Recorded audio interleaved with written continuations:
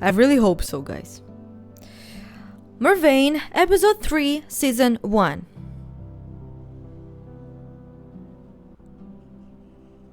Play.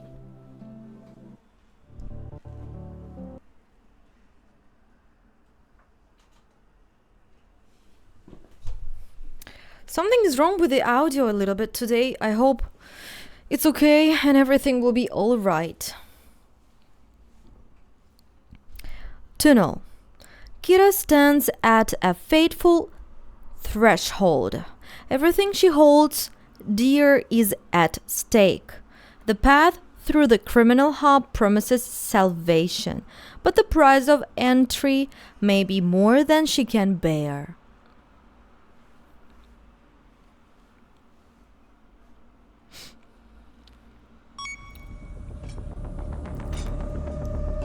Russian language. There are some episodes with very hard things. I prefer to read them fully today, guys. Yes, I will read everything to you, my friends. You deserve it. She flinched first at the drawn-out metallic screech of the brakes, then at her own scream. And immediately it echoes back that. A wheeze, a cough, a convulsive gasp of death that twists her insides. Kaiden jumps forward onto the seat beside the driver. Only Isak doesn't move, silently staring at the revived corpse.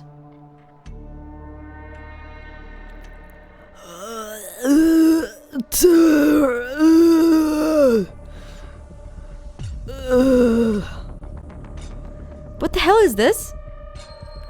What? Her body reacts in a flash.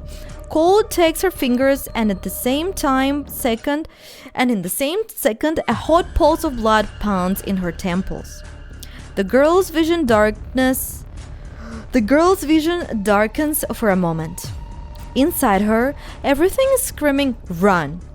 Run! Closer to... I think I bought Isak too, but... Okay. I don't know.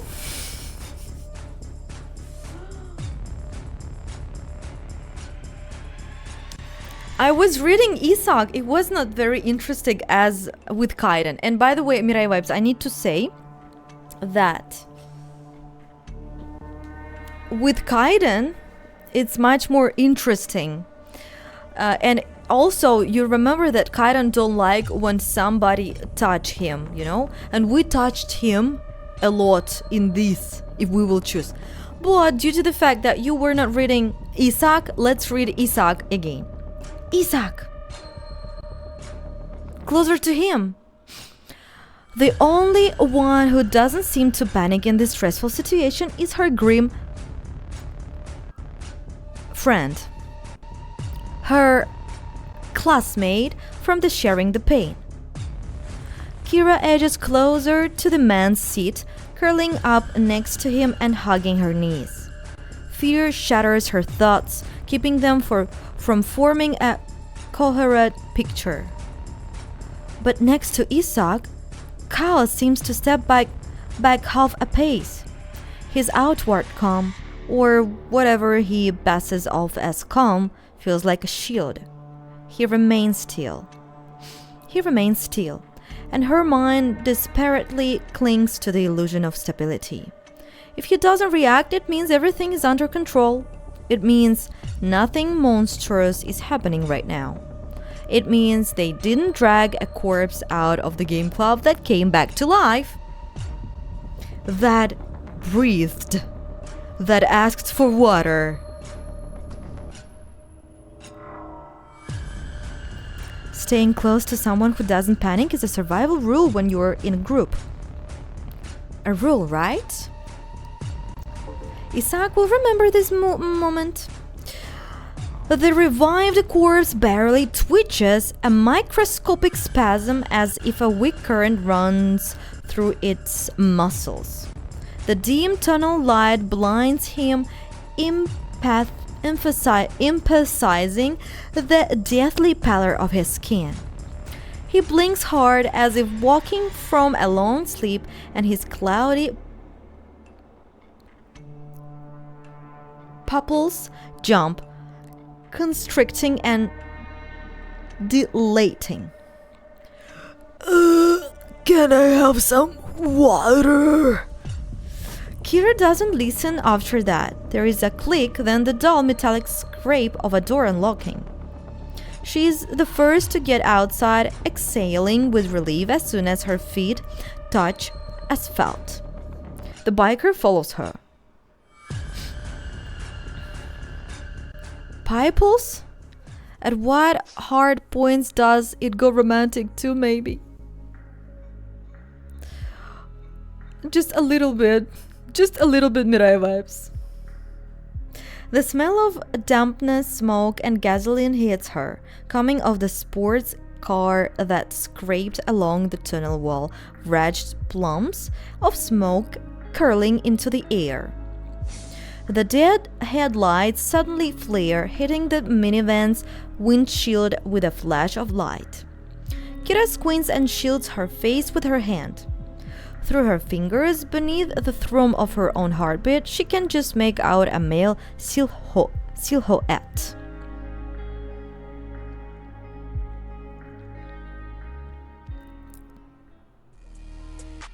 I don't know girls who choose him. In my opinion, he is such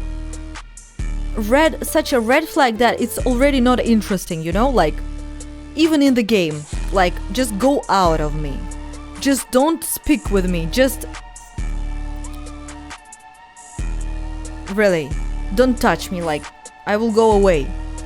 Like that, really. A bruise blooms red over the stranger's eyebrow. His face holds restrained anger. Clearly, he thinks they are guilty.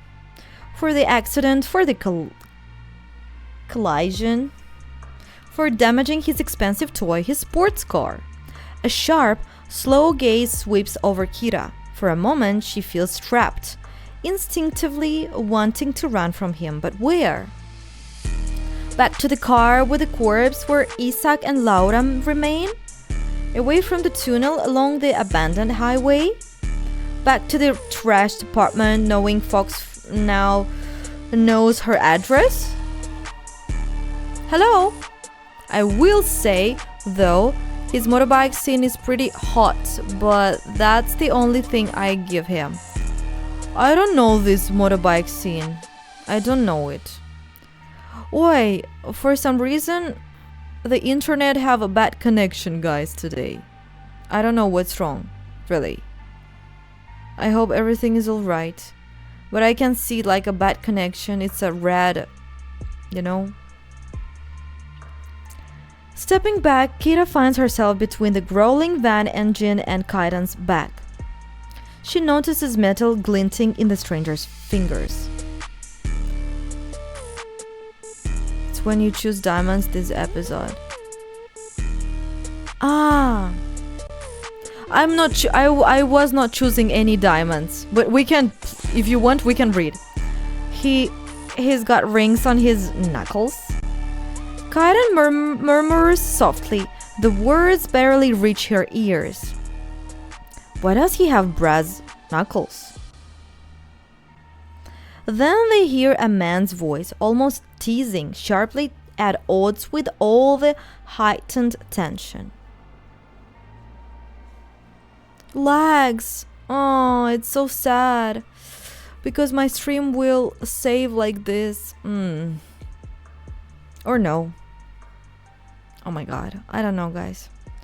Then they hear a man's voice, almost teasing, sharply at odds with all the heightened tension. If I weren't driving alone, each of you would already be at my feet.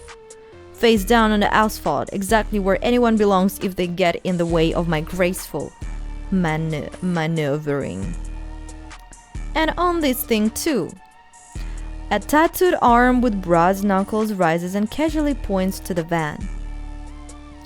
Kira notices the shift in Kaiden's stance at the challenge. His chin lifts a fraction and the biker adjusts his grip on the helmet. Though he had been scared of the corpse, he is no coward. Perhaps he fears the living less, or does the stranger's brazen way of claiming the road provoke him? Maneuvering? It was the simplest overtake on an empty highway. The motorcyclist jerks his chin toward the sports car blocking the road, as if letting the silence finish the sentence for him. And you couldn't even manage that. And he couldn't even manage that. The stranger smirks, catching the hint. He slowly, deliberately adjusts his clothing and brings the bag on his hand to his eyebrow, wiping a trace of blood. Before moving straight toward them, the man tauntingly nods. He stops right in front of Kaiden, threateningly close. Head tilted slightly, he studies his face. I'm not going to tell you to keep your mouth shut. Life experience will teach you that much better. If you ever open it like that again, with that attitude toward me, I will do something with you, I mean. In the short pause, Kira senses the tension spike. You have got connections. The girl catches the biker taking a short step, subtly shielding her with his body. Kaiden and the other one, whose name she doesn't know, are both tall and solid. But the biker, for all his reactions and body language, doesn't look like the kind of man who is itching to get his hands dirty with someone else's blood. The stranger gives her the opposite impression. There is something dangerous about him, a lifestyle driven by impulse, unpredictably bordering on madness. People like that live brightly and burn out fast, and at the casino, they always bet on all or nothing. The man spins the brass knuckles around his finger, then he turns his attention to her. I hope it wasn't you driving. I'd rather not give private driving lessons. It's like he's incapable of keeping anything to himself. Almost makes you want to. Okay guys, let's look at this episode because I didn't get it in the past. But if you say it's interesting, let's try. Bite back at him. But to tell the truth, twice I decided to choose ignore him because I want just to ignore him. I don't like this character. Okay, let's see. Her mind finds something they share, the ability, but not the desire to keep their thoughts on a leash. Kira snorts. The words escape before she even has time to decide to say them. If I had been driving, you probably wouldn't have made it out of the car. Kira. Kaiden wants to shield you from the conflict. Oh, Kaiden is so good. It's not worth it. She notices the gesture, the biker's light step trying to shield her from the stranger, and she leans out from behind his shoulder, holding the heated eye contact. She is met with a skeptical smirk in return. In your case, not knowing how to drive is easily cured. You just need to earn the title of passenger princess, the one next to the driver. She frowns in response to remark. Earn? The biker gives a disapproving huff, sweeping his gaze over the stranger. The man looks at the girl over Kaiden's shoulder and winks at her, not seeing Kaiden as any kind of obstacle. Enough. Looks like one, talks like one, and behaves like a first-rate bastard.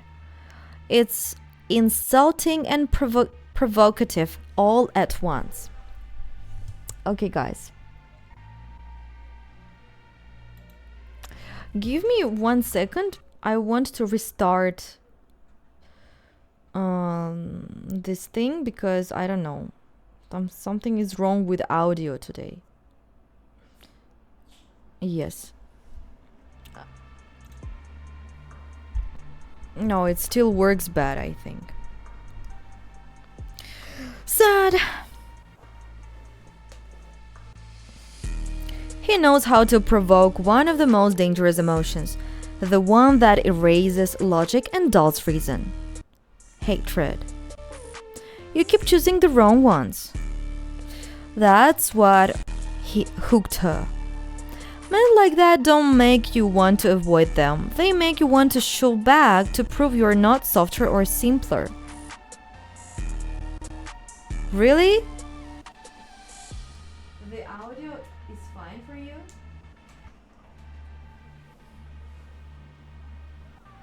For me, it's not. But if for you it's fine, I'm happy for you. Speak his language and make him choke on his own words. In a past life, she would have been afraid to catch the eye of someone like him. But now, something about him draws her in. The thrill of confrontation, maybe? Still, she has to hide the answering half smile. The last thing she wants right now is to stroke someone else's ego with any display of emotion. No, guys, the audio is not very fine, like, the music is not fine, I think. No? A metallic scrape rings out. The man slowly drags the edge of his brass knuckles across the black hood on the van, leaving a thin line behind. He gives the top of the vehicle a couple of light taps. This wreck isn't worth even one of my mirrors. So how are we settling this? He lowers the brass knuckles and lifts his gaze higher toward the driver's seat and meets the old man's eyes. Guys, you really don't have any problems with the audio?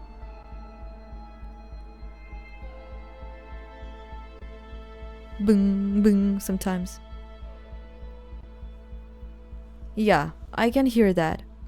I hope not my voice, yeah?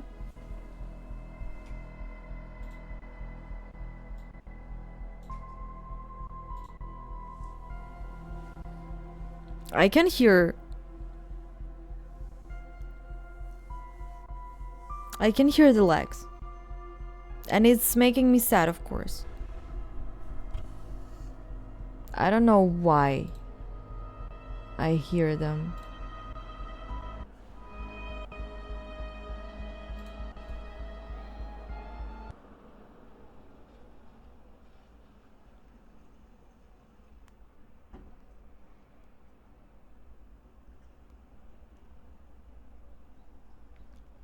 Okay. Now maybe will be more lags, by the way. Let's see. Oh, no. Less lags. Okay, guys. Oh, no. Not less. Wait. Alright.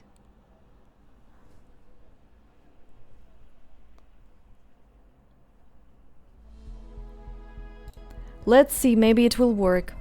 If no, I will again choose. Again lagging. No, it's still lagging. Sad. Sad. What can I say?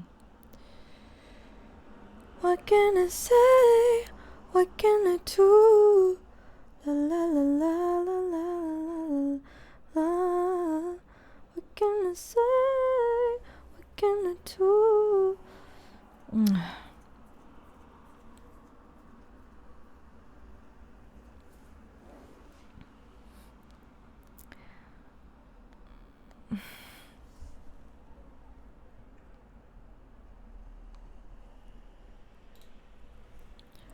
Okay, we are streaming with lags today, it means.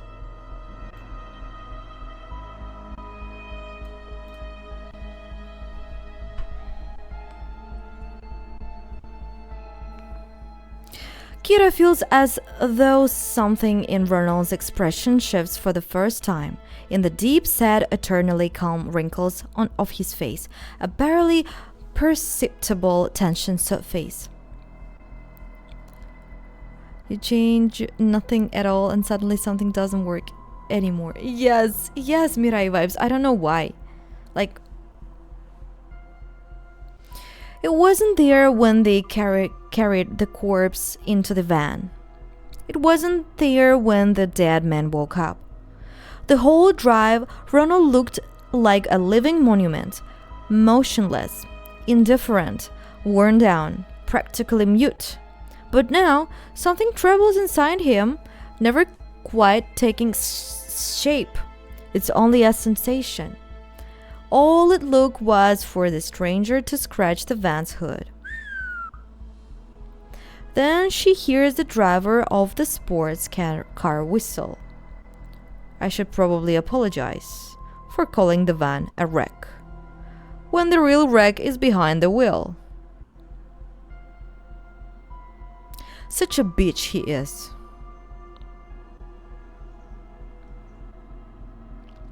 Let's not resort to insults. So, old man, how are we going to handle this? You will probably be dead before the next payment is due. Unless, give me a ride. Consider it the first step towards settling your debt. The window rolls down with a dry scrape. Kira expects outrage even though she fears their conflict. Ronald needs to get them to Morvaine today, but the driver only says, "There are 5 seats in the vehicle. Should I throw you out?" Suddenly, Kira clearly feels her insides clench, and the old man smiles. He says, "You won't make it to Morvaine." A fine tremor runs through her body. From how distinctly Ronald says the destination out loud, as if he already knows where the stranger is headed. From how abruptly the brass knuckles stop spinning on the man's finger. From how the line of his brows tightens beneath the dried blood. 5 people go on. 1 stays here. And what does that mean? But the driver is no longer listening. The window rises, cutting off any objections. Kira rises onto her toes, edging closer to Kaiden, and lowers her voice to a whisper. How does Ronald know that he's going to Morvaine? No idea, but this road, it's half abandoned. Maybe it doesn't lead anywhere else. The tunnel looms over them. There is no need to look closely to see how run down it is. Cracks in the vaulted arcs, exposed wires, potholes in the uneven asphalt. It's surprising the lights are still on here. Kira tries to calm the uneven rhythm of her heartbeat, each impression piling on top of the next. Guys, is it okay that I have lags with the sound? Is it not very hard to watch? The impotent stranger, the reason they stop distracts her, but there is a more serious problem. Her thoughts return to the van's interior, to the reviewed corpse. What are Laura and Kaiden still doing inside? Kaiden? Maybe Isaac? Okay. Oh, I mean with Isaac. Okay, Kira. Yeah. She and the biker turn at a familiar sound. The black door slowly swings open. The first thing Kira notices is Laura's unruffled face. The girl leans out, holding onto the door handle. Her strong voice echoes off the tall concrete walls. Kira, Kaiden! You'll never guess what? He's not.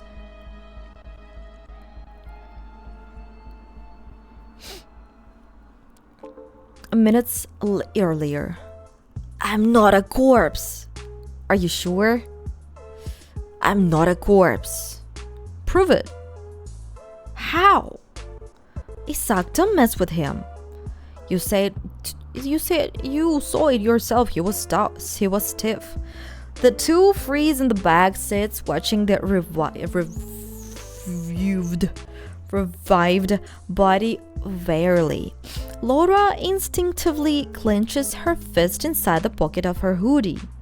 Isaac studies the dead man, resting his chin on his palm and leaning forward slightly, as if guided by some particular morbid curiosity.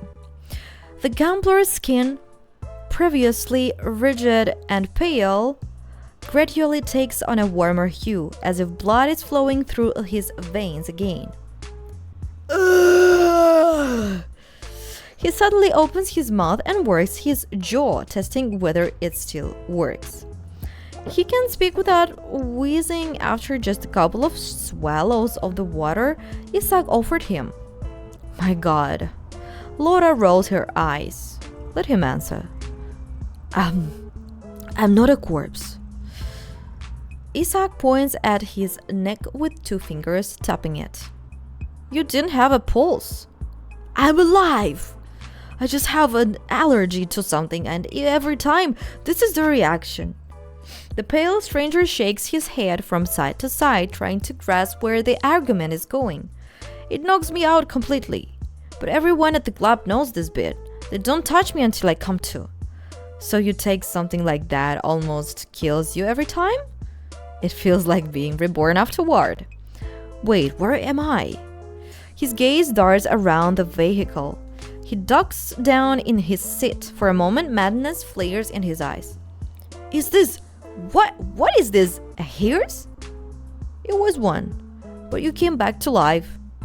What the hell is wrong with your people? Laura and Isaac exchange a look, a silent but vivid question in response to his detached calm. Neither knows how to react, to exhale in relief that there is a living person in front of them instead of a corpse, or to tense up as sudden realization crashes down whoever this man is. He can't be taken to Morvaine. Yes, he can't.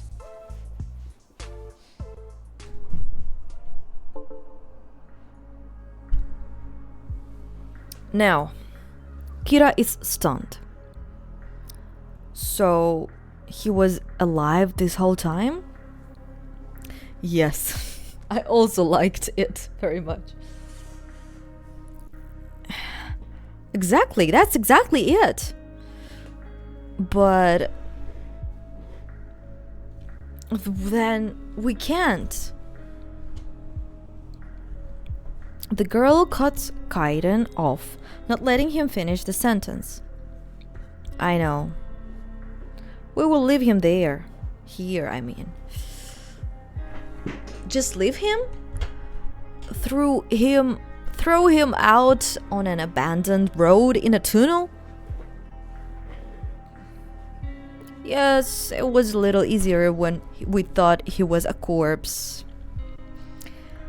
I think that we can't leave him here. Two entirely different crimes were committed. Taking a dead body along for the ride and abandoning a living person in the middle of nowhere. They had been driving all day. There is no way he had make it back on foot. You couldn't expect a ride on this stretch of road, and something inside the girl protests. He turned out to be alive and we took him from the club ourselves. That's called kidnapping. So what are you suggesting? Tell him where we are going? The buzzing stream of thoughts makes her mind falter, makes her doubt which decision is the right one. I don't know. I really don't. The corpse coughing in the cabin brings a brief silence, and in that lull, Laura notices the stranger, the driver of the sports car, the one who nearly ran them off the road at full speed. the one she had earlier called a useless fuckhead.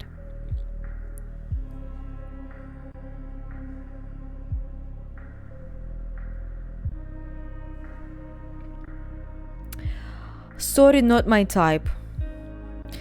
Not as a person, not because he's blonde and have... Guys, he is still beautiful, yes. He is still beautiful person, of course, but he is a very bad person first. And he is blonde and have blue eyes. No, thank you. And who is this? And this is... Call me Phantom. I know where you are all headed, and I'm here to quickly inform you that you're freeing up one of the seats to me. Kira squints. Phantom gives off a brazen confidence you don't see in someone unsure of himself, his capabilities, or whether he is in the right. He's either making a bad joke or he is genuinely fucked in the head. And I'm being... On the second. He slammed into a wall and got away with just a couple of scratches. And now he is demanding a seat through threats. Did he hit his head a little too hard? You think Phantom is fucked in his head? Or is that hatred or something? She noticed Laura's categorical expression and the chill in Isaac's gaze. Clearly, none of them intends to give up their seat, their ticket to Morvaine. Karen senses the breathing conflict as well. He shoots Kira a breathe warning look, then raises his hands slightly in a silence but eloquent calm down gesture meant for the others. Wary of things flaring up, he cuts in first. There is a corpse in the van, a person. We will leave him there, and then once we have driven a decent distance away, I don't know, call someone. The police, a psycho ward, roadside services. They will respond to a black-gloved hand gestures at the sports car. The accident. And they will take him. Cover your faces before you memorize them. Damn it. We talked to him back there in the van. It was dark. He had just come to. He probably didn't get a good look at anyone. Phantom, if he insists like this, he will ride as the fifth with us. The emphasis of instincts... Oh, sorry guys. The emphasis... Emphasis... Empath...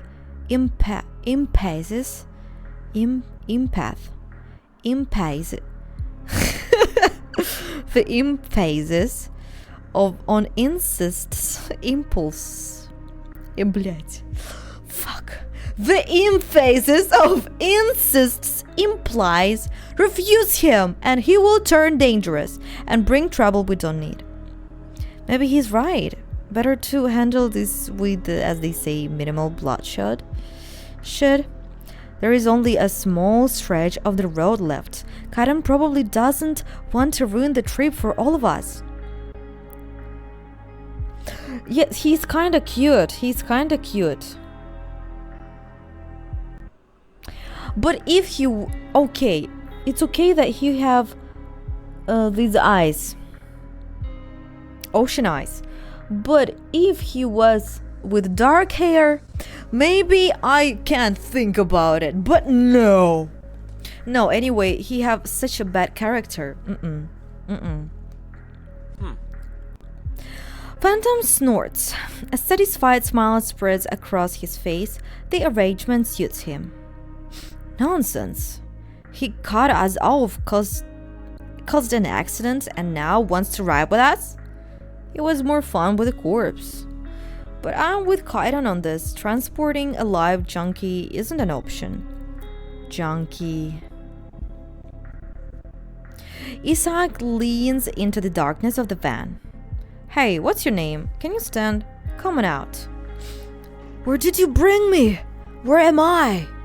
Clutching a latex mask in his hand, the reviewed corpse steps out unsteadily and squints as the tunnel light hits his eyes. It's fine, you will stay here, someone will pick you up later. Where am I? And who are you? And what's on your faces? Either it's Halloween today or you're some deranged maniacs. He reaches for his backpack, ramages through it in a hurry, then his eyes go wide.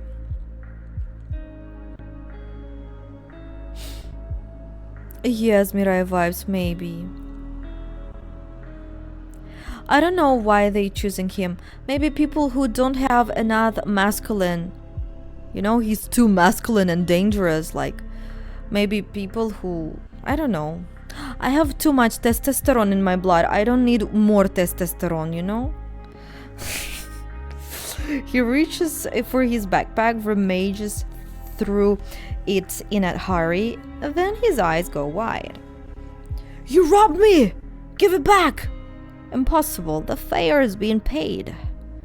Robbed and kidnapped! Whatever, forget what you saw, we mixed you up, thought you were someone else. Turned out you weren't. See that wrecked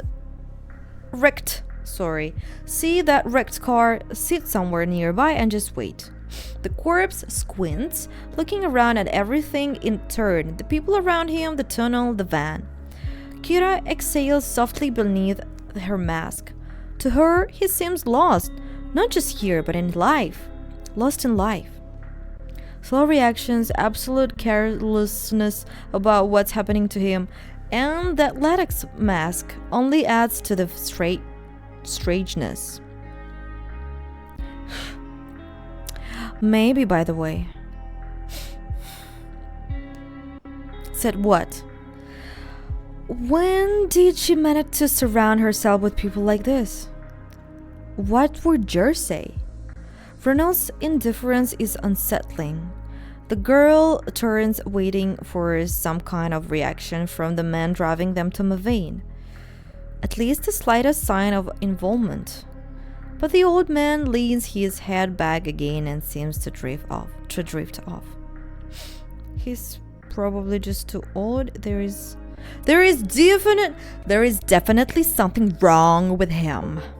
Maybe you're becoming too suspicious? No. The gambler stagers before taking a weak step in the direction Isaac indicated. But one of the figures blocks his path. Phantom grins, eyes narrowed. One last check. A small one. What does he want? What do you want? Describe us. Kira clicks her tongue in irritation. Through the mask muffles the sound. Why is he doing this? So the corpse can memorize the details better? The irritation builds until it turns into a realization. Phantom is the only one without a mask. And right now, it's easiest to memorize his distinctive facial features, tattoos, clothing style, skin tone. Alarm bells start ringing inside her. Describe you? With words you mean, okay? A beast girl, a pirate, a racer, and a metalhead. Isaac. I love him. Good boy. You did great. Now describe me. Phantom bares his teeth. The smile body's nothing good. And Kira starts to understand where this is going. Don't fucking describe him. Just look away. Better yet, shut up or lie. Well, you are like blonde with an earring. You're a pirate too or what? Go on. More detail. Really, I like his face experience here. Mirai vibes. I never saw in any novel this experience Ой, блядь. Fucking not experience, oh, expression. Face expression. Блядь. Face expression. In his face. Like this. You know? Yes. Yes, exactly. Go on. More detail. Don't go on. No, you have got a tattoo here and on your neck. Kira hisses angrily as the corpse leans forward closer to Phantom and spells it out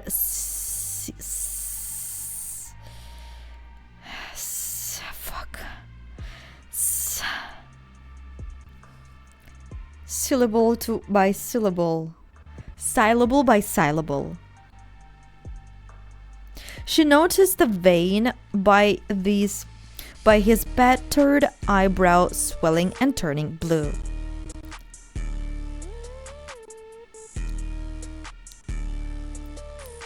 For fuck's sake! Do you know what happens to people who remember guys like me? You're the one who asked. He doesn't understand. He doesn't realize. He won't remember. Hey, don't treat me like an idiot. Idiot. Now he really is one. Kaiden, like her, senses this shift in the air as if feeling a new spike of tension. Turning to Phantom, he says, "You didn't cover your face. You're not wearing a mask." "I don't need one." "Ah, so that's it. You're criminals, ah. A gang. Huh, now you're scared of being identified. Got it. I'm not stupid here. Take it." He does something that makes Kira barely manage a sharp, noisy breath. He throws a black BDSM mask straight into Phantom's face. Phantom knocks the latex away with a sharp, abrupt motion, not hiding his disgust. In that moment, the girl understands. Now, yes, he's finally snapped. For real. Scum. Calm down. He didn't mean it. Even if it had been said, it wouldn't have stopped what followed. Wouldn't have soothed the flaring rage even a little. But none of them managed to say it. You choose the more detailed description of the scene. A click sounds. The brass knuckles on Phantom's fingers snap a blade toward. The strike comes without a wind up.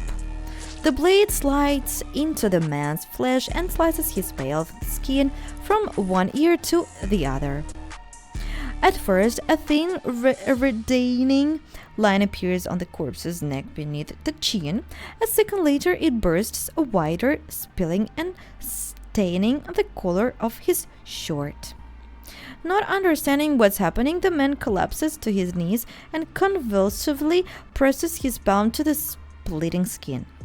And when he jerks his hands away and looks down at them, a rasp tears from his throat instead of a scream.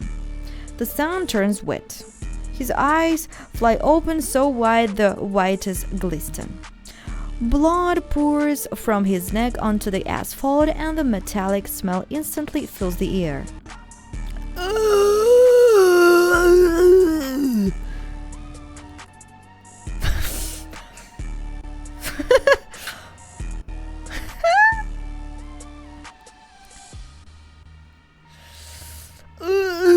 I mean, it's a very, very sad scene, but I don't understand English so well to understand what is he exactly doing, so that's why. Try shoving your sex toy in my face again. Try it one more time. Phantoms nudges the body's side with the toy of his boot. The man collapses, convulsions quickly fading. But the blood keeps flowing. On the asphalt, in the dim tunnel light, it looks like nothing more than spilled gasoline. That meme face, guys.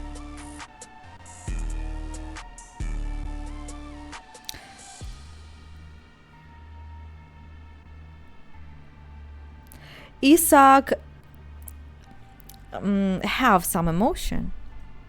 Me too. We are going to Disneyland.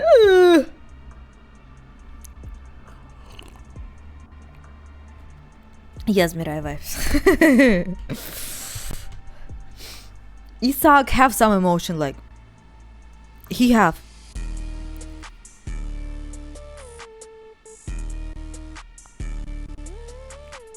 So now there are 5 of us. Can we go, or does anyone want to stay behind and mourn?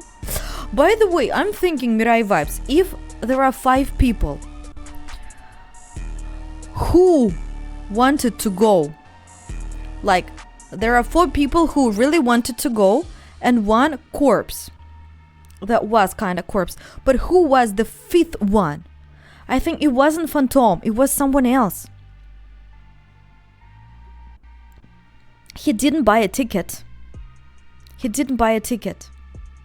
So it should be someone else.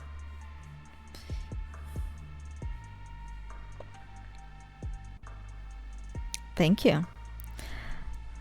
Does anyone want to stay behind and mourn? He's answered by a long pause until one of the voices finally says, well, now he's officially a corpse.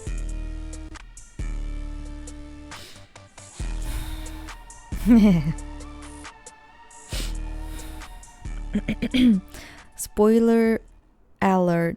At the end, everyone will gonna marry and live a happy sunny life. I don't know. I'm not sure, Andres. In the valley. Can I live a happy life in the valley, please? Without spiders and monkeys, please. Okay, some monkeys, but not on my house. They get back into the van in complete silence. Kira barely suppresses the urge to vomit. It's the first time she's seen death this close. The brutality of what happened burns away everything unnecessary, leaving only basic instincts behind. Breathe, move, scan the space with your eyes, blink less. Shock knocks out all critical thinking. It feels like she had obey any order right now. Go wherever she's led. Sounds reach her as if through a vacuum. A bent over silhouette asks if she's okay. But Kira sees nothing in front of her. Only the spreading, glossy stain of blood. She doesn't know how many minutes it will take to come even a little to her senses. Isaac is sitting nearby. His emotions are hard to read behind the mask of detachment. Noticing movement, he turns his head toward her. You okay? I don't know. Well, at least you will have something to talk about in group therapy, right? Isaac, you're so cute. I can't.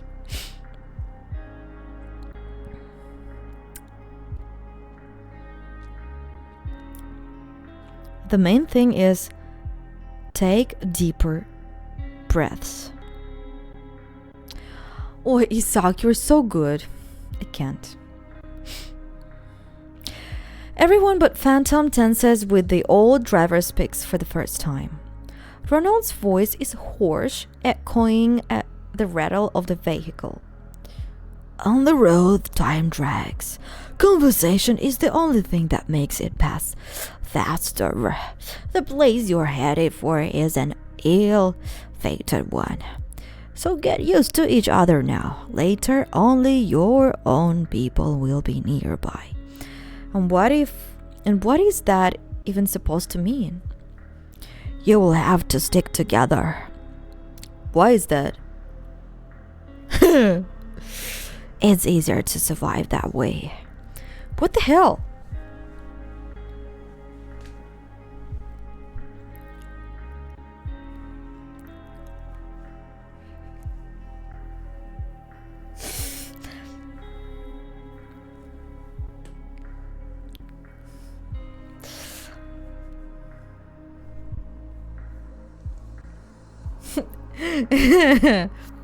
Yes. Because I look like Bella Swan a little bit, yes?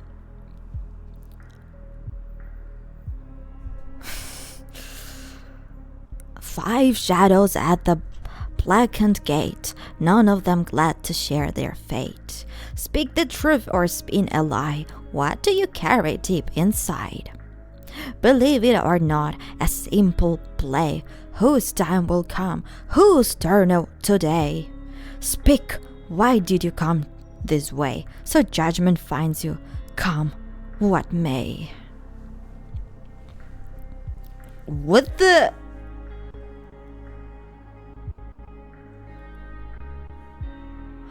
Is this some kind of a crime-themed interactive game?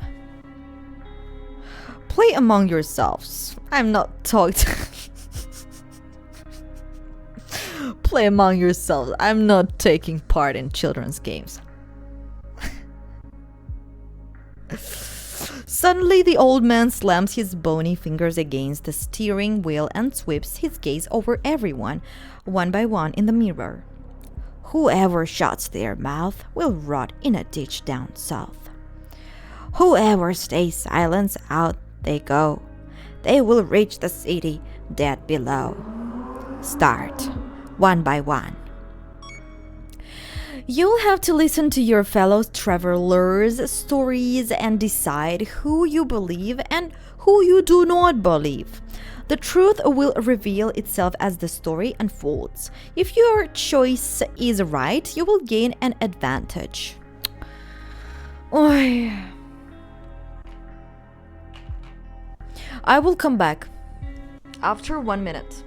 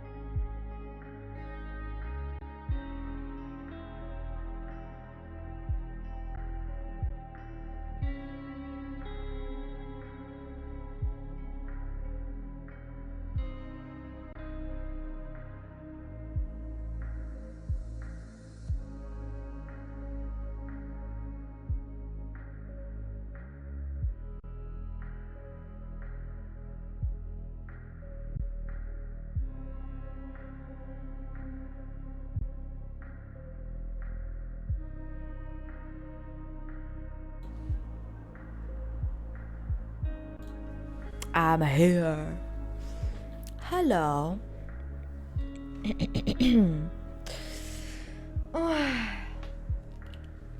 1 minute later.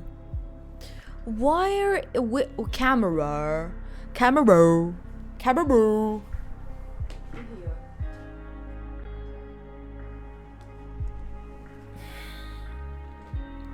All right. I'm ready. Everyone stays silent until Isaac finally speaks.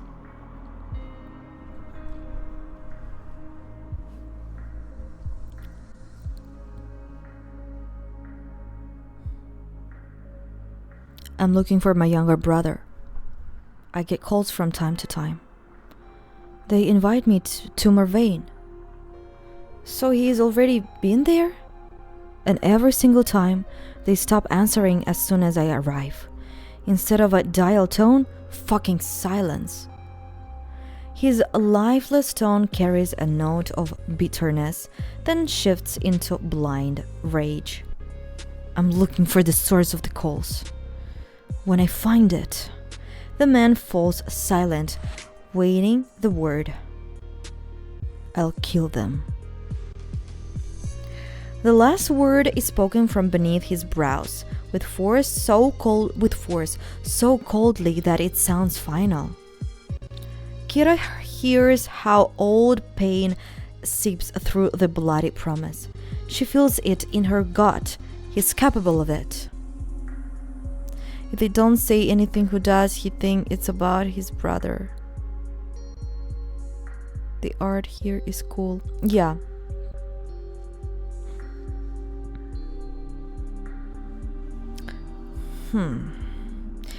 There is a hunger for revenge inside him.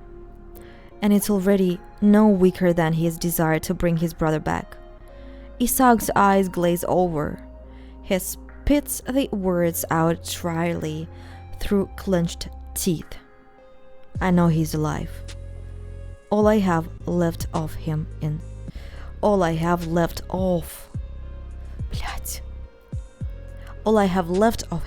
is this. He raises his hand, showing a handmade child's bracelet. The colorful beads, some painted with smiles, clash sharply with his grim image. This and the dreams. Learn more. Isaac! Evan? Isaac! Will you come for me? The man hears a child's voice with an echo, as if in an empty sealed room where the high pitch ricochets off bare concrete walls. Every time in that dream, he feels his heartbeat in his throat, the frantic pulse, the fear of missing him, of losing him. Every time, he rushes up to his brother, drops to his knees, grabs his shoulders. He knows the vision is on a timer. Tell me where you are, Evan. Tell me who took you. Tell me where they are keeping you. Anything. Say something. Evan lifts his clear eyes without fear. He reaches for Isaac's hand and touches the bracelet. I made this myself. I remember, kid. You always say that. And then you leave anyway. Tell me where you are, Evan. And I won't leave. What do you remember from the day you went out to play? I shouldn't have let him go alone. I fucked everything up. It's my fault. I'm to blame. The boy lowers his gaze to the floor. Concentration settles over his small face, an effort to remember, and then, through the dream, to get it across. I remember a car. And a man. He's leading me into it. What happened next, Evan? The boy squints, trying to reconstruct the mental image, details, faces, actions, but the events of that day slip from his unsteady mind, dissolving into chaos. I don't remember. Maybe Evan is a fox now. Maybe he is a fox. Maybe. Really. He should looks like his brother. But there's... Wait. No.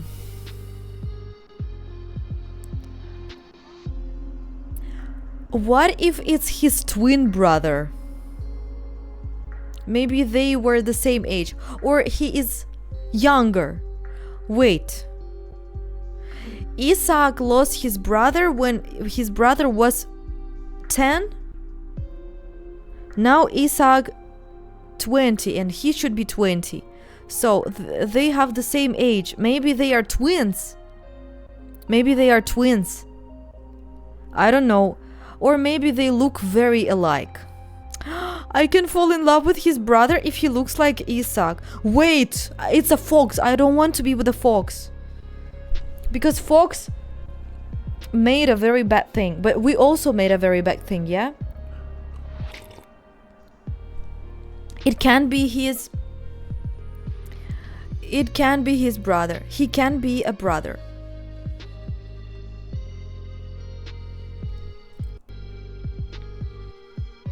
I don't remember. I don't know, Mirai vibes. We will see. You have to try. All I know is I'm waiting for you. He lowers his head and his hands and falls silent. His gaze goes glassy. Evan doesn't react when Isaac shakes him by the shoulders. Hey, welcome.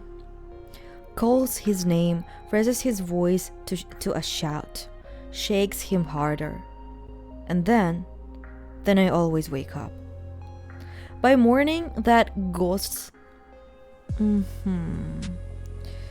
of hope dissipates, turning into a kind of escape from reality, and by evening it becomes a thirst for revenge.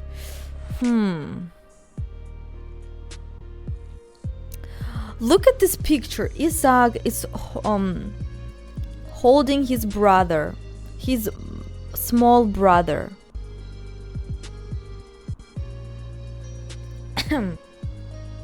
Or Isaac has like multiple personalities. He is his brother. Yes, maybe Mirai vibes. Because on the novel that I was reading last time was that character who was at the same time good and bad, but he made all the bad things, but because he had many personalities, like 2 personalities, good one and a bad one. Like in the movie, you remember? In the movie, I don't remember the name of the movie. I remember the actor. Oh my god. Split. Thank you so much. Yes, like Split. Because they said like he is... Yeah, okay. By morning, that ghost of hope dissipates, turning into a kind of escape from reality, and by evening it becomes a thirst for revenge. And the worst part, I begin to want a meeting with my brother's kidnapper as badly as I wanted one with my brother himself. That's why I'm going to Morvaine. There is a black market there. Could Evan have ended up there? He's too young to be exposed to filth like that. You said he is around 20. He's 10. He told he is 20? Now or when he disappeared? Isaac jerks his head, brushing strands of hair from his face, and looks at the girl. His anger flickers into momentary confusion, then hardens back into that familiar coldness. I remember him like that. I think it's really him, guys. Because it's kind of strange. He have a very big childhood trauma, maybe. It's him. It really can be him. He have a very big childhood trauma. That's a very strange reaction, like something is wrong with his head. Like, maybe it's really him. Maybe he believes that... Maybe it happened with him? Really? Isaac is Evan, or he is not very smart. Yes, he have some problems with his brain, 100%. And he was confused for a second and then snaps back to being emotionless. Yes, also. That's kind of strange. Who is he? Isaac? Evan? Like, who is he? Maybe it happened with him in the past. Maybe it happens with him in the past, and it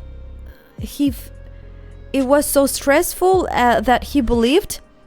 Who is he?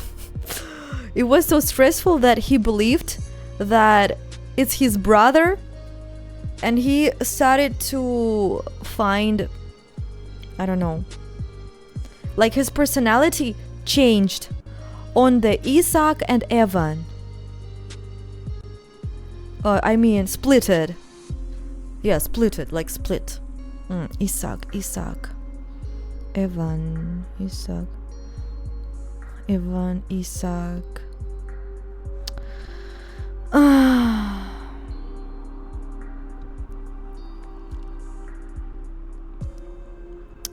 Definitely don't believe him. I don't care. I'm with him. Let's see what will be. I remembered him like that. It's like he lives inside his brother's disappearance. Evan isn't 10 anymore. Time just stopped for Isaac. Time really stopped for him. Or else he's lying. The cabin falls silent. No one even exchanges a glance. Ronald watches in the rear view mirror. His game is simple. Draw out the truth or test how carefully a lie is constructed. Kira feels it on her skin. Then why the masks? Some kind of a criminal protocol, a necessary procedure? Still, they might come in handy in Morvaine. Maybe we're not hiding our faces from each other, but from everyone else. Do you believe him? He falls silent and waits for an answer while Kira catches the reflection of his aged, weary gaze in the mirror, then hesitates. I do. I don't.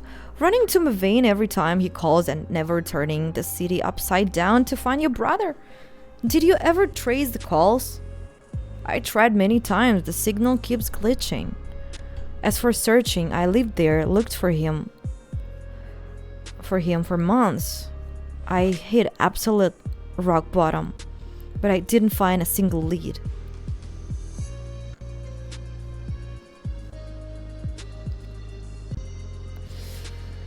Then you don't know how to dig, or you're lying. So he really has been to Morvaine? That's why nothing surprises him. Two of you still haven't answered. I don't really give a damn. You're trying to be more tactful. I do too, but I'll keep quiet. No, I give a fuck. I mean, it's interesting for me. What's wrong with the Isaac? I'm not used to trusting people, so I'll stay it up front. He catches Laura's assessing look and gives her a mocking wink. There are no liars here. Your choice will affect the future. Oh. I don't know. Guys, I don't know. 2 times I answered that I believe him. This time, guys, I want to answer I don't believe. Let's try what will be if we will say I don't believe. I want to see how Isaac will react. And will something change in our relationships? Because maybe he thinks that he's trying to find his brother. He believes in it, but it's not true. I don't know, maybe he really believes, but it's not true. I don't believe him, let's say. His testimony is inconsistent. He forgets how old his missing brother is. Maybe he's just looking for a noble excuse to go to Morvaine's black market. You take a closer look at your new acquaintance. Next, Kira notices Ronald drilling Laura with his gaze through the worn rear view mirror.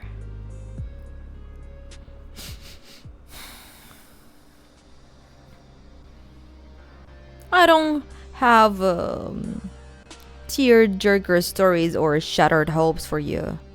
I'm here to recruit muscle fighters. I need the most unhinged ones. Those with nothing left to lose, and those who have been through hell without shitting themselves. Experienced, fearless, and those who think for themselves, not some goddamn protocol. High quality mercenaries. Disposable assist. Disposable assets with brains. Fighters for what? Laura cuts in without even looking his way. You will manage without the details, Grim. Phantom lets out a short, mocking chuckle and adjusts his collar. Why so modest, sweetheart? Grim over there didn't hold back, poured his heart out. Your turn now. Your turn now. The air inside the van instantly turns cold. Laura slowly turns her head toward Phantom. Call me sweetheart one more time, and I will shove those perfect teeth of yours straight down your throat. Phantom raises his hands in a conciliatory gesture, though mocking sparks still dance in his eyes. I don't hit women. And I didn't offer you a fight. I don't know. Can I say that on Twitch? Motherfucker, let's say. It will be just one hitting. You will just be taking it. Nice, interactive, and an interesting group. I love women with characters. I do too, but don't push me. Continue the game. Do you believe her? Phantom, grinning, volunteers first. I don't. She's trying too hard to look tougher than she really is. I know the nature of threats very well. The truly dangerous ones don't warn you. Right here, I can clearly hear that made-up armor cranking. He sweeps his gaze over the group again, his eyes gleaming with icy excitement. She's playing a role, and she plays it decently. For an amateur. My verdict? I don't believe her. You're just scared of her, Phantom. Yes. Okay. I don't believe her either. I do. I don't believe her, guys. I don't believe. There is something to Phantom's words. Laura really does seem like she is defending herself by attacking. I don't know. Mirai vibes, because I know there are 2 liars here, and 3 people will say the truth, and 2 people will lie. I know Isaac can lie and Laura can lie, because I believe to Phantom and I believe to the biker. That's why. I really believe them. Laura really does seem like she is defending herself by attacking. Next. Phantom lets out a short, dry chuckle, a sound that has nothing to do with genuine amusement.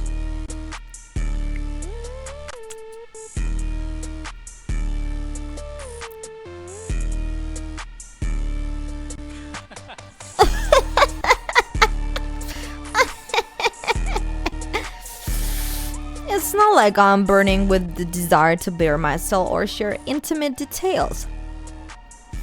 So I'll keep it brief. He pauses for a moment, savoring it, and that barely visible serpentive smile plays on his lips again. I own a casino with a wide range of services, and the nature of my clientele requires that I keep them satisfied. I need a girl, a special, rare type. And Morvaine has always been famous for having goods for any taste, even the most perverse. Isaac's expression darkens, but he stays silent. Laura, however, speaks up, her voice sharp and dangerous. A special type meaning... Wait, a special type? Meaning what exactly? Kira feels the silence after that question turned almost physical. She can feel the venom in Phantom's tone in her bones. a casino brother? Wait, brothel? Brothel? What kind of girls can you even hire on the black market? And why is Laura so tense that her knuckles have gone white? He wants to find a ladyboy, guys. I know. Relax, sweetheart. I don't tolerate hardcore filth or cheap violence. It damages reputations. As for the specifics, they are purely cosmetic. Ladyboy, yes. Laura raises an eyebrow skeptically. And for the sake of aesthetics, you're going all the way there yourself? Wouldn't it be easier to send your attack dogs to do buying? Phantom freezes for a second, then his face twists into a smug, almost predatory grin. Yes, Mirai vibes. He is playing for 2 leagues.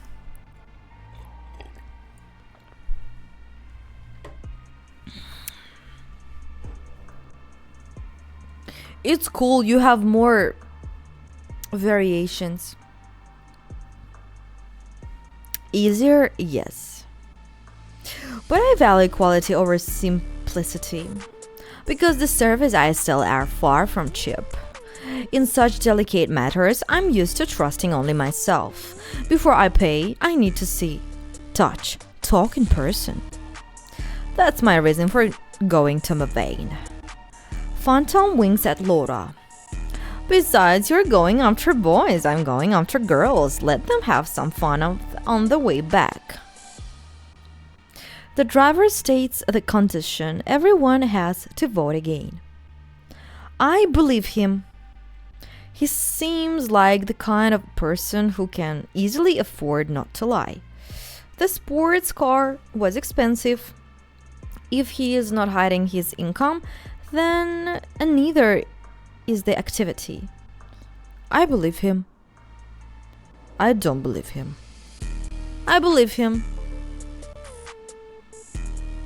I want to hear the arguments from Kaiden. That's why the bad boy is so secretive about it. Yes. Huh? I believe him because I don't think my own motive is any better. Who I am to devalue someone else's. Laura. What? Why do I believe him? Those who have a... Can I say that word? Dick. Yeah, it's a name also. Those who have a dick often don't have a brain. Isaac. I don't believe him, just a gut feeling. It's always saved me. I take a breath and it smells like bullshit.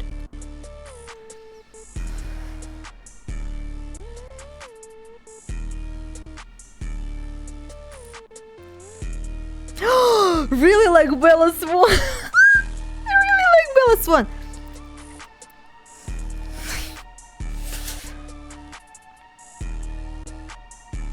Yeah. Kaiden's turn is coming out. Wait, coming up. Coming out. I'm a true crime blogger. How does that work? Isaac raises a hand as if greeting in a camera. Hey everyone, today we're going to smash some kidneys. Don't forget to subscribe and like. Or 10 life hacks. How to clean a bathtub after a murder?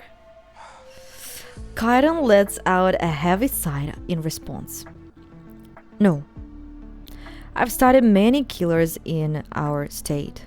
I know how a seemingly well-adjusted person can be capable of senseless cruelty.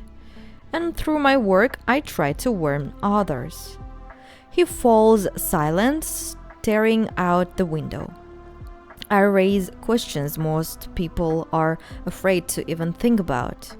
Why do people kill? What pushes them onto the path of crime? Are people born cruel or do they become that way? I'm not interested in the crime itself, but in the road that leads to it. I know everything about death. Laura lets out a dry chuckle. A condescending, almost pitying smirk plays at her lips. You haven't seen Dead Boy. And what are you doing is just dabbling with your looks. You could have chosen an easier life. Why crawl through filth if you can walk on clean floors?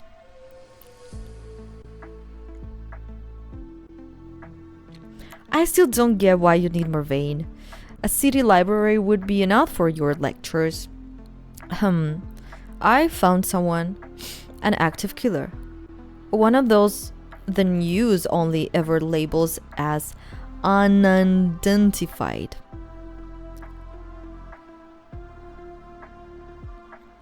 I arranged an anonymous interview for money. I want to understand his motivation, find the moment when he stopped seeing himself as human, and the moment when he began living with that calmly. Killers don't give interviews. You're being played. We will see. I didn't pay in advance. Phantom laughs venomously, drawing everyone's attention. First time I've ever seen someone go meet a butcher just to ask about childhood trauma. That's so touching and insanely naive. Kaiden snaps toward him, his calm cracking. What's wrong with wanting to study? With wanting to understand the origins of evil? Do you believe him? No, I do. If he were lying, he had come up with something more convincing. Yes, really. It's like, it's really the truth. It's really hard to think that, like, you know, you will choose some other variant, like, to lie. This kind of nonsense smells like the truth. I believe him too. And I believe him. An interviewer with a killer? Phantom's right. Too strange to be a lie. Thank you. You choose to believe Kaiden. Me. Not me, her. In the silence that forms, even the road itself sounds louder. They are not on a train, yet Kira can distinctly hear the clatter of wheels.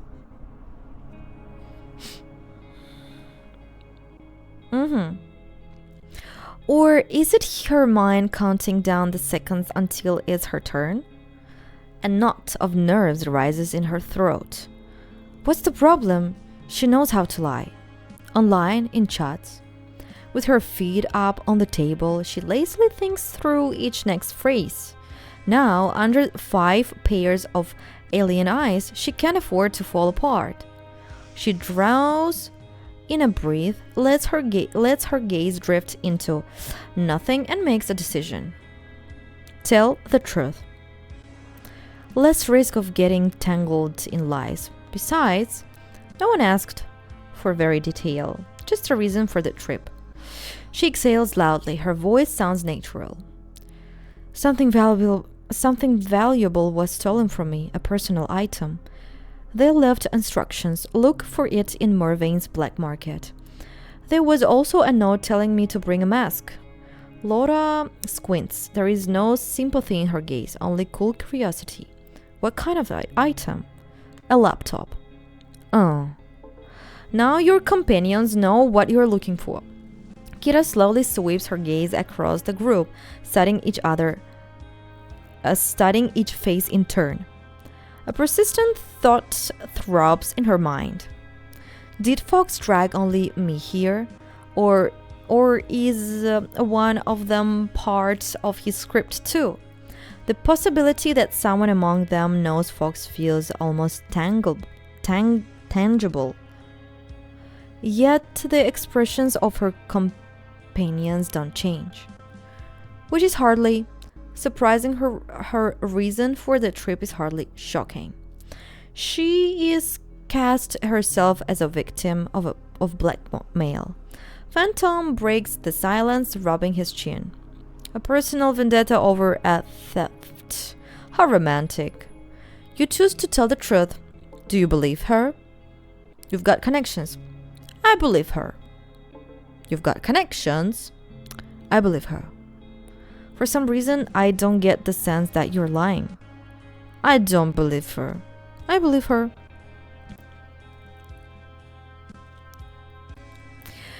In the pause that follows, the girl notices that they have finally excited the tunnel. Had it really last too long? Maybe it just felt that way. Her mind shifts to the details. She is just leaned about the others' lives. Funny, each of them has invented some kind of excuse to end up in one of the filthiest places on earth. 3 clung to the truth, 2 latched onto lies. You see? 2 people lied. 3 people told the truth. I said the truth. I think it was Laura and Isaac. Good hand. The old man rasps out a tune to himself, smiling strangely. On a moonless night, we rode into Morvaine. A traitor, a liar, a lost one, a killer, and the 3-faced Bane. Okay, let's go. A killer is Phantom because he killed this guy. Yes, we remember. The 3-faced Bane is the Isaac because maybe it's the Isaac, his brother, and he have a makeup also. And maybe I was reading some information. Maybe he is a fox. So Isaac maybe is the Isaac at the same time his brother, and at the same time is a fox. And maybe something is wrong with him and he is really a split, like a split. He have 3 personalities in him. Maybe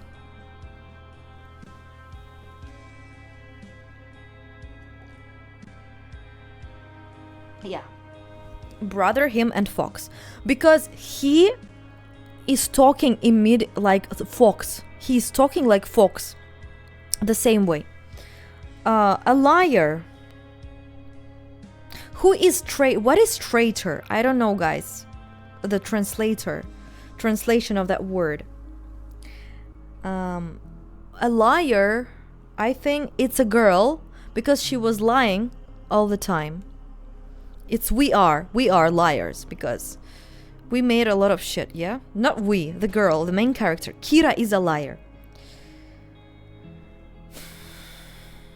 Or Laura is a liar.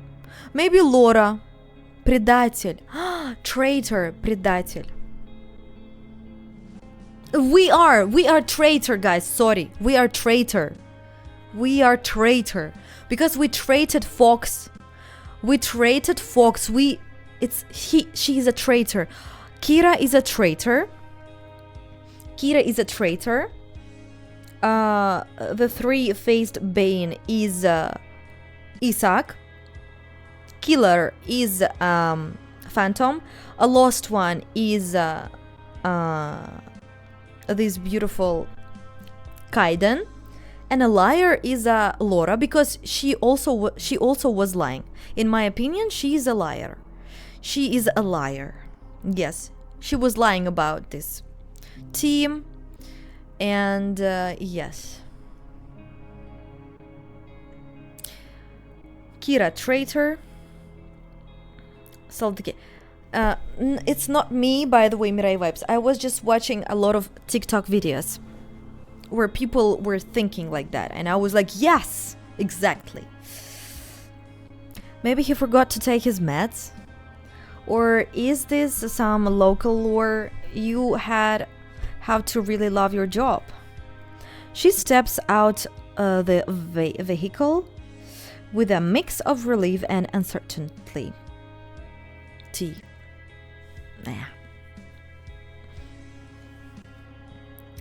Kira doesn't know what to expect from a place dubbed the black market, but reality turns out to be darker and at the same time more vivid than any fantasy. Bulky, faceless structures loom around them, the skeletons of once operational factories, their grayness slashed through by toxic neon. The engine lets out a heavy growl and dies. Final stop. Everybody out. We are in Morvaine. Congratulations. When all of them spill from the stuffy cabin onto the cold gravel, Kira feels a strange sense of relief. But once they had moved a few steps away, the driver's shout sliced through the silence. Who left their junk in here? All five turn at the voice. Ronald bends down with difficulty and retrieves something from between the seats. He raises it in his hand, and Kira immediately feels her heart slam against her ribs.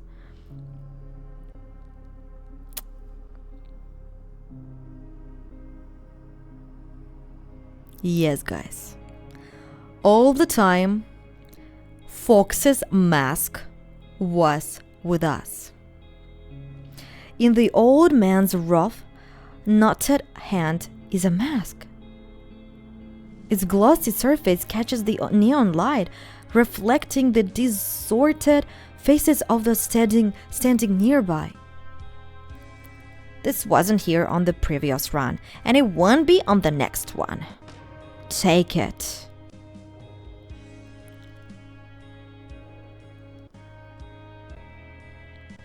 The old man hurls it with force. After skidding across the gravel, it comes to a stop at her feet. Empty black eye sockets stare up, right at the girl. Despite the way her whole body goes rigid, Kira bends down and picks it up. Fox's mask. And that hollow, sinister expression is less frightening than the realization that follows. So, Fox arrived in Morvaine together with her.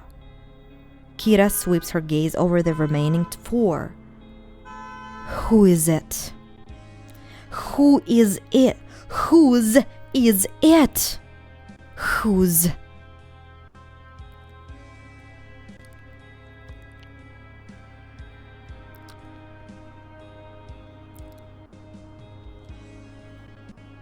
Now I know.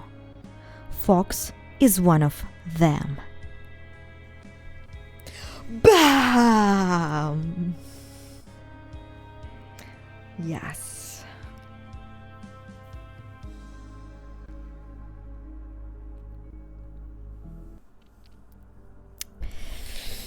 Fire. I don't know. This novel is amazing, as for me. Very interesting, yeah. It's crazy. It's very interesting and crazy.